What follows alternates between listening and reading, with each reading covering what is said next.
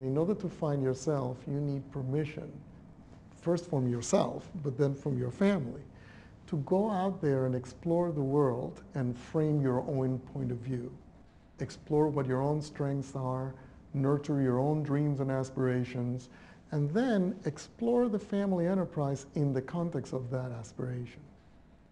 Families that do this well create opportunities for their children early on to get a feel for what the family enterprise is and the opportunities it offers.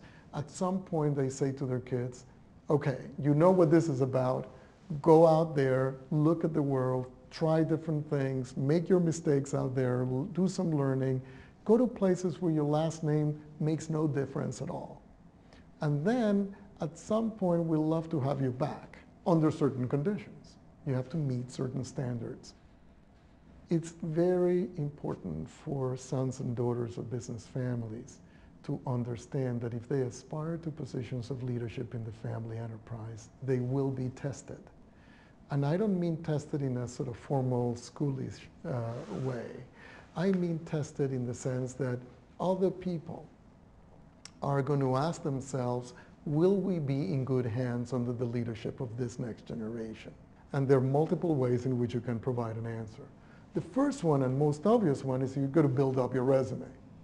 Real jobs with real accountability, particularly early on in careers, are essential.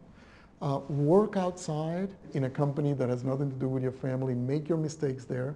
And the beauty of that is that people will tell you the truth. If you're working in your family company right from college, what happens is that people treat you gingerly. And you never get effective feedback on how you're doing your job because they either love you or hate you, and there's a lot of noise. And if there is noise in the feedback loop, then your ability to move yourself up a learning curve gets compromised. And in fact, you learn slower. So if you go out there, make your mistakes, get real data, and then integrate yourself subsequently is a very good idea. Some of the most interesting cases of effective successors I've seen are those that harness a circumstantial challenge, a division that may be in trouble, or a tough job nobody wants to take. When their parents are trying to protect them and move them away from that risk, in fact, I say, go for it. Obviously, I'm not talking about reckless, assignment of responsibilities, but you cannot earn authority unless you expose yourself to the risk of failing. That's just the way it is. Because your constituents, the people who are ultimately going to make a judgment call about whether they're going to be in good hands under your leadership, are tracking what you can actually do. Not who you are, but what you can actually do.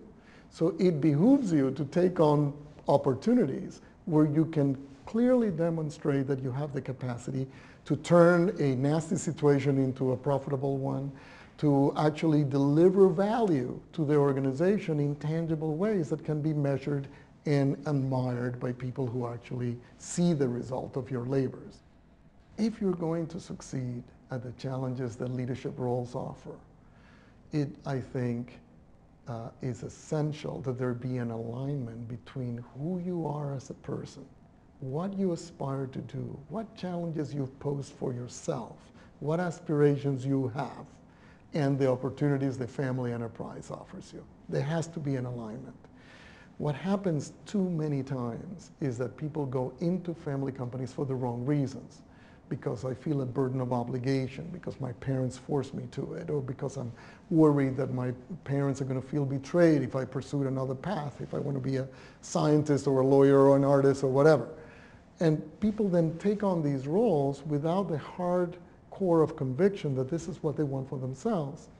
And the consequence of that is that if your heart is not in it, other people will see through it very quickly. It is essential for effective leadership that there be an alignment between the person and the broader objective of the enterprise.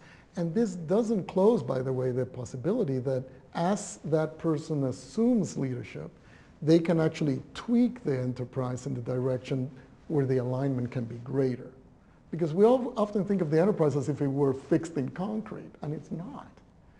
That's the whole point of being an owner, is to make what you own be symbiotic with what you aspire to be and what you want, the life you want.